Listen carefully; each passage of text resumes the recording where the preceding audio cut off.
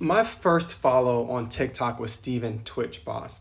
That man and his dancing and him and his wife dancing got me through the first part of the pandemic. I used to imitate their dances and send them to the students at my school as a part of a program that we had put together to keep students engaged during distance learning.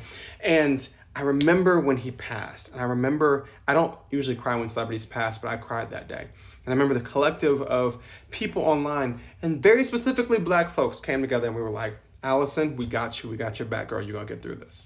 And I remember when she started coming outside more often, I said to my sister, like, yo, she's going to pop back out with the white man. And jokingly, like, because she going to be like, I ain't going to deal with one of y'all niggers again.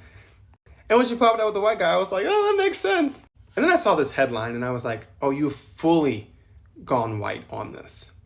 Because the idea of getting out there and talking about the supposed addiction of your deceased husband is a lack of cultural competency I can't even wrap my head around.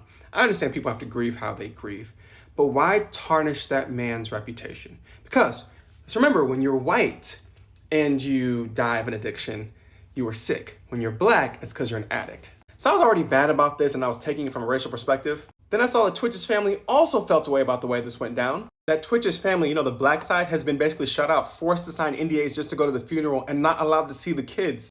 Those Black children that she had with him?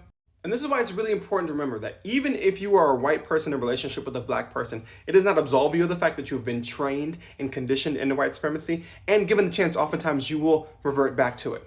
And I'm saying this in the context of being a Black person in relationship with a white person who I would check in this situation. And who honestly, at times, I just test just to see if she understands the impact of being Black on certain situations that'll happen. And that's just the price of admission. You don't just get to be with me and not experience what it feels like to have to live in this world Black.